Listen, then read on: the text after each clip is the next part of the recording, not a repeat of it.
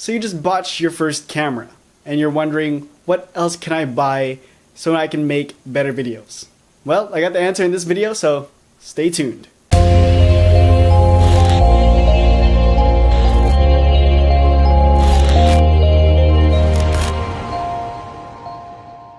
Yo, it's Arvin Concepcion. Welcome to Gear For You, a segment on the channel that talks about camera gear and reviews camera gear so you can find out if it's a gear for you. First and foremost, I just want to address the elephant in the room. Why does this whole setup look different? It's not dark, it's not dramatic. Well, that's because my lights don't work right now, and for sure by the next video, the lights will be here. I'll order new lights and it's gonna look 10 times better. So bear with me on this video. And also, before we get this train rolling, I just want to say that if you're interested in me talking about camera gear and, you know, future shooting tutorials and even random vlogs, because I don't do weekly vlogs, if you don't know what I'm talking about, go ahead and click this card up here. If those all sound interesting to you, then you should definitely consider hitting that subscribe button and also that notification bell thing. Alright, let's get this ball rolling. For this episode, we're going to be talking about the 5 pieces of gear that I think you'll need to buy after actually purchasing your first camera. So I bought my first camera back in 2015, and after using it for a long time, I decided to buy some gear. And so the first 2 pieces of gear I bought were a 7 Oak cheap glide cam and a Takstar cheap shotgun microphone. And yeah, I hit 2 out of the 5 pieces of gear that I'm gonna mention today, but I feel like if I had all the 5, I would have made better videos. And I just believe that, you know, besides the story, you know, camera gear can really make or break a video. It can improve the visual aspect and the audio aspect and the whole process of making the videos.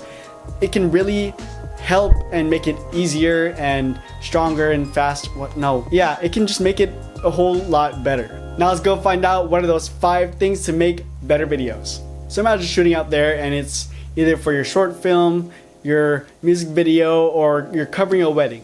And for some reason, your camera stops recording at that 5-second to 15-second mark. And because of that, you missed this very good scene in your short film, you missed this good performance in your music video, or you missed this good moment in the wedding. And that's all on you because you decided to neglect a very important piece of gear for your camera, and that is the SD card. There are certain specifications for your SD card to really fit your camera. And I'm not going to explain it in this video, but you can search it up on YouTube. What do I need to look for in my SD card? Because the SD card is a really important piece of gear, because without it, you wouldn't be recording anything. So the next piece of gear has the same situation, but this entails duration of shooting. So imagine once again, you're out there, you're already recording, but you look at your battery indicator and you're on your last bar of battery. You don't know if you're at 33%, you don't even know if you're at 2%. And next thing you know, your camera shuts down and you're done for shooting. And you have to go and charge it for the next 2 to 3 hours, and you're stuck at an event and you're just wondering, what do I do now, right? And so the next piece of gear that I suggest you guys buy is batteries. I suggest 2 or 3. Then go out and experiment and see from there if you need 10 more batteries or 50 more batteries, or if you're just good with that 2 or 3. With this G7, I bought 3 batteries, as you guys have seen in my unboxing video of the G7, and I've taken it on multiple shoots already, and I have not ran into the problem of running out of battery. Okay, what about the most underrated aspects of video, which is audio? Audio is literally 50% of a video, and don't sleep on it. Because for years I've disregarded audio, and only up until now I've actually bought audio gear for myself. In the last Gear For You video, you can see me use a lapel microphone. And right now I'm using a Zoom H1N field recorder. You can't see it, but it's right here, right in front of me. Please do not sleep on audio like how I did, because you do not want to go home after a whole day of shooting and watch your videos and find out you can hear everything except your subject talking. Before I get to the last 2, I just want to say that I was looking at the playback footage of the video right now, and I noticed that like the video actually looks nice. It actually looks better than last Geared For You video, and I'm only using the light in my room, no extra lights added. And I just want to know if you guys actually like this setup. Please comment down below, tell me if you like it, don't like it, because basically these videos are for you guys to make better videos, and so please comment down below and let me know.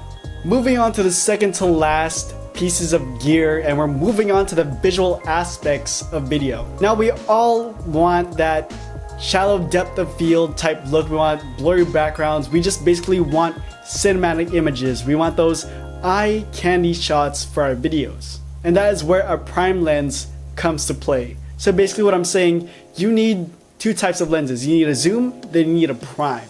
And these type of lenses give you shallow depths of fields or blurry backgrounds with your subjects super sharp, and they just make your whole image cinematic. Like right now I'm using a 25 f1.8 for this video because I want a blurry background, I want me in focus, and I want actually a lot of light in because this is actually a low light situation. Speaking of something cinematic where the background's super blurry, where the subject is in focus and super sharp, and where the lighting is perfect and where the exposure is perfect, all of those play a good role in making something look cinematic.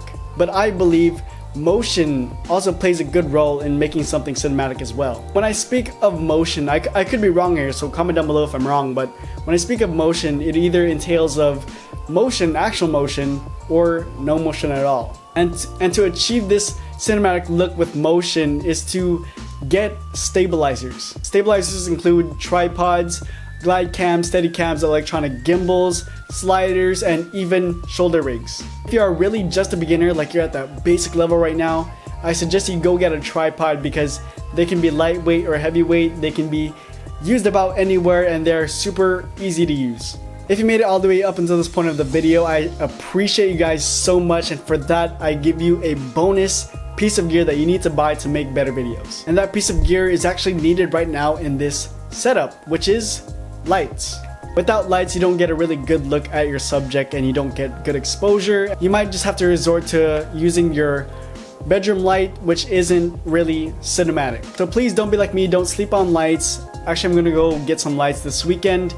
So don't sleep on lights. You have a lot of choices out there, from your light domes to your LED panels to your small little lights from Aperture. You have so many choices for lights and for companies, so go search them up and don't sleep on lights, please. Okay, so those are the 6 pieces of gear that I believe a person should buy once they purchase their first camera and once they've saved up enough money to actually buy. And I'm not saying that you can't make a video without these pieces of gear. I mean, sure, you can do it, but if you want to make better videos, I suggest you go invest on these 6 pieces of gear that I mentioned in this video.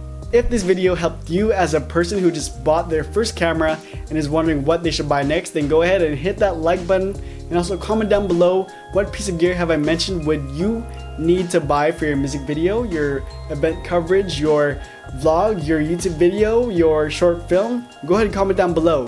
And also don't forget to hit that subscribe button for more tutorials, gear review videos, and random vlogs. Yeah. Don't forget to hit that bell notification so you can get notified every time I post those type of videos. Me and the top 5 are out.